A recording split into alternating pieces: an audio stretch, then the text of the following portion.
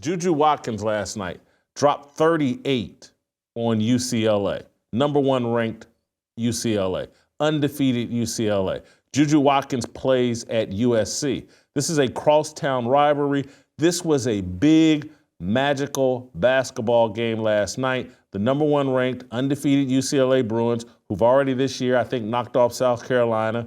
USC, I believe, is 22-2. This is a big clash. Number 1 team, most talented player in women's college basketball, in my opinion, and she takes them down with a magical 38-point performance, 11 rebounds, 5 assists, 8 blocked shots, made 6 of 9 from three-point range.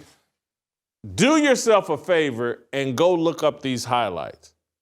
This looked like, and I'm not exaggerating, I'm just keeping it real, this looked like light-skinned Kobe Bryant, light-skinned Michael Jordan in a female form.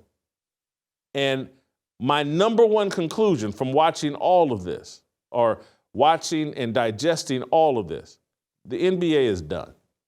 It is on borrowed time. The clock is ticking. As I've been saying for the past year, the women's game is going to surpass the men's game. The WNBA is going to be more popular than the NBA. It will happen in our lifetime. It will happen, in my view, in the next 3 to 5 years. JuJu Watkins is a sophomore right now. Maybe she goes to the NBA after her junior year. I would prefer her to stay all 4 years, build that amazing, huge, astronomical college brand, just like Lou Alcindor and Kareem Abdul-Jabbar, just like Bill Walton, just like Michael Jordan. He spent 3 years, just like all the big-time NBA stars of the past. When the NBA, the 3 guys that made the NBA great, Magic Johnson, Larry Bird, Michael Jordan. They all had huge college brands, and they brought those to the NBA. The NBA has abandoned that model. Everybody comes to the pros early. Everybody comes after they've had a cup of coffee in college basketball. They abandoned that, and that's why their league sucks, and that's why it doesn't have any traction and relevance, and that's why the women's game is going to catch them, because when JuJu Watkins gets to the WNBA and she becomes the real rival to Caitlin Clark, it's done for the NBA. Basketball in America will be defined by these female players. I know many of you, oh, Whitlock's crazy. They play a terrible brand of basketball. They can't make layups. Yeah, JuJu and Caitlin are great, but the rest of it is unwatchable. They're tattoos, they're unlikable, they're this, they're that. Steve Kim's going to make these arguments, I would imagine. I don't want to put words in Steve's mouth. He's just dead wrong. All you need is a narrative and a storyline. All you need is competition. All you need is a couple of players that are highly watchable, and it will drive the rest of the league, and eventually you'll discover these other players, and eventually you'll get over your bias and animus and dislike of these other players, and you'll just enjoy the competition. JuJu Watkins and Caitlin Clark, they're easy to look at. They're not all tatted up. They don't look like little men out there. They look like women basketball players that you would be friends with, and maybe you would even date. When I get online, I want to know that I'm safe. That's why I love ExpressVPN. They keep my personal information more private and secure. Find out how you can get 4 months free just by clicking the link in the description box below, or by going to expressvpn.com/fearless. Protect your online privacy with ExpressVPN. Women's basketball has all the momentum. It's on the rise. It will surpass. The NBA is a joke. The players are unlikable. The brand is just jacking up three-pointers. They don't compete. I saw a highlight the other day. I think it was Jacob the Clipper put it out, or somebody put it out, where Luka Doncic made a bad play and turned the ball over, went and yelled at the refs, and LeBron James just stood flat-footed as the other team, Utah, went the other direction and got a layup. And he's like, these guys don't care. There's no hustle. There's no real competition. It's unwatchable. Women, they're out there competing. They got a bunch of young American stars. It matters. The women's game, look, everybody's all in on it. Some of this is a psyop.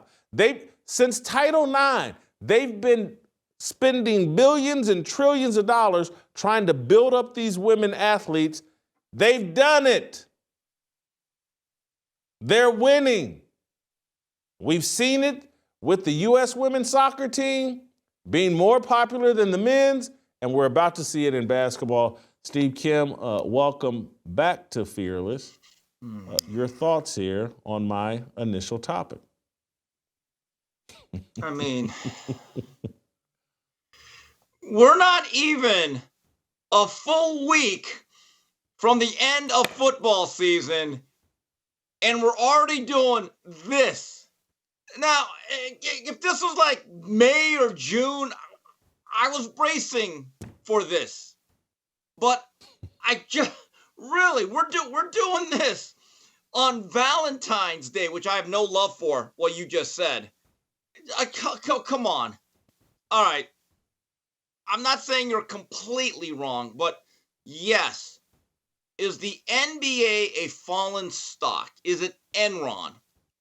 Perhaps. Maybe it is the summer of 2001. However, that does not make the WNBA Apple stock of the last 10 years. Now, JuJu Watkins, very good player. And did I just hear you actually invoke the name of Kobe Bean Bryant and the greatest of all time, Michael Jeffrey Jordan? Jason, when you go to church on Sunday, because I know you're a spiritual holy man, I'm going to ask for your forgiveness for that blasphemy. Now, with that being said, very good player. I don't know if she's Cheryl Miller or the McGee twins or whatever. I live in LA still. I still live in this godforsaken city run by Karen Bass. There's no buzz. Nobody cares because we're not a college city, and we've talked about it. I still listen to them sports talk radios. I drive to my office in Montebello. And all the hours and minutes that I listen, they never bring up the Lady Trojans. Jason, I know it's a great story for you, but the last time there was any buzz on college basketball in LA is when the oldest Ball brother was there for one season. That's the reality of this thing. Jeez. Wow. Steve, early with this. I know the days of Jim Murray have long passed, but great writer. If you were to crack open the Los Angeles Times this morning, if you 2 pages. just pay it to, wet your finger, put it in the air and see which way the wind is blowing. What JuJu did last night is starting the momentum and starting the hype. Steve, go watch the highlights. I know you didn't stay up and watch the game last night. Go watch the highlights. This is the way things move now. Instead of Jim Murray and the Los Angeles Times telling you which way the wind is blowing, you open up your X app, your Twitter app, go watch the highlights of JuJu Watkins. Turn it on ESPN this morning. They got a nice little display and story on what happened last night. It's like you wait, oh my God, there was this great game. The number 1 ranked UCLA Bruins, they were taken down and slain by the rival team and their ascending star.